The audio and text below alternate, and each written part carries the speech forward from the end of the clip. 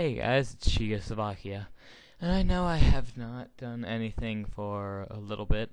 I've been having a few technical difficulties and a few personal difficulties, but I think I finally have something figured out so I can start working with Dazzle. So right now, I'm going to do something. As this decade comes to an end, I'm going to be talking about who I think are the top 10 greatest video game villains of 2000 between the year 2000 and 2010. Now, please do not persecute me for my opinion on these. I don't care if you don't think that they're good or you don't think they're deserving. And I have not played every game in 2000 to 2010, so I'm sure that there are plenty that I am missing. I'm not sure. And I'm only going to do one video game per series, because it wouldn't be fair if I just said that every villain from a certain series is good. So, now let's begin. Come on, stupid sideshow. Oh, there we go.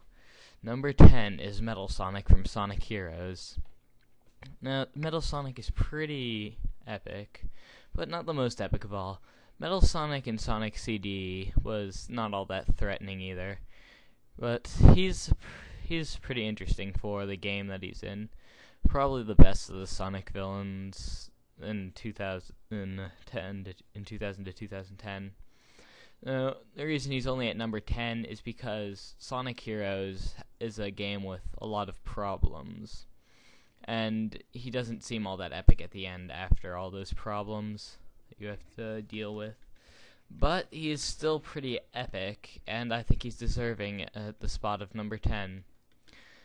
Number 9 is Master Hand. Now, I know you're probably wondering, why Master Hand? Well, personally, I think that in Super Smash Bros. Melee, Master Hand seemed really epic, although it seems like a very half-assed idea, and he was also in Super Smash Bros. Before, but Super Smash Bros. Melee isn't a remake. I forgot to say no remakes or a top 10 villains either.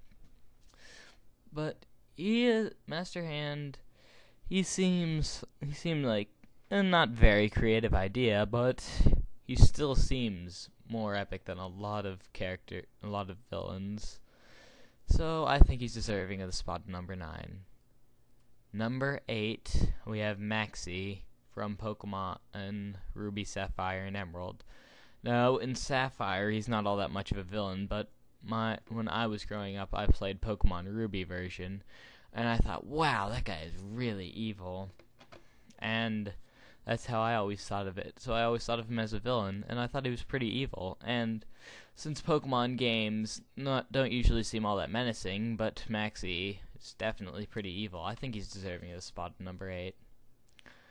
Number 7, the Shadow Queen from Paper Mario: The Thousand-Year Door. You go through the whole game dealing with the Grotus and the X-Nauts, and they don't seem all that threatening altogether. But then you get to the end, and you get the Shadow Queen, and compared to them, she seems pretty scary. And the fight takes a while, too. And she eats up all the members of the audience, which is also pretty scary. And she's definitely deserving as a spot of number 7. Number 6 is Arturo Plateado from Bleach Shattered Blade. Now, I know that Bleach Shattered Game is a game that comes from a manga and anime series. And you're probably thinking, oh, those aren't actually games. Well, screw you if you're thinking that. Arturo Plateado is really dang epic. You play Bleach Shattered Blade, and you beat Arturo's story, and just try and tell me that he doesn't seem like one of the most epic video game villains.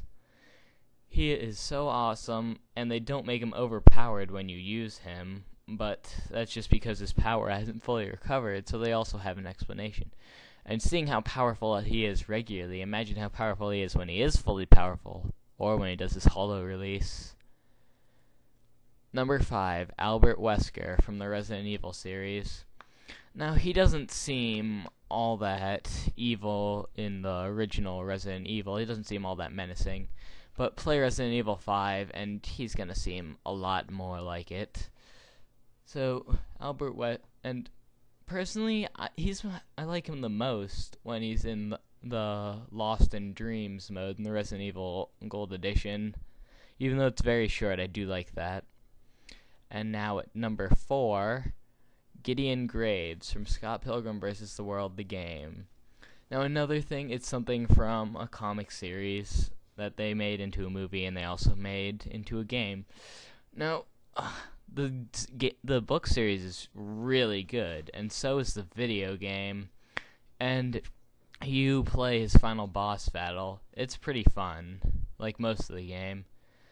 And if you see him in all his forms, he seems pretty epic. More epic than some of the other people on this list. And I honestly don't think that they could have done better with the final boss of Scott Pilgrim vs. the World, the game. But now, coming in at number 3, Vaati from Legend of Zelda the Minish Cap. Legend of Zelda the Minish Cap isn't all that difficult a game, but the final boss fight can actually be decently difficult. Vaati is very evil throughout the game. He takes over the King of Hyrule, does all that stuff.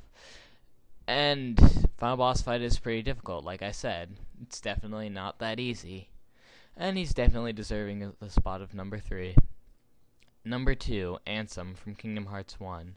Now, I'm not talking about once they get into Kingdom Hearts 2 and the storyline gets all confusing and almost nobody understands the entire thing. I'm talking about you're playing Kingdom Hearts 1, you see Ansem, he's the leader of the Heartless. And the final boss fight, that Heartless, that's only showing like the top of the Heartless in that picture.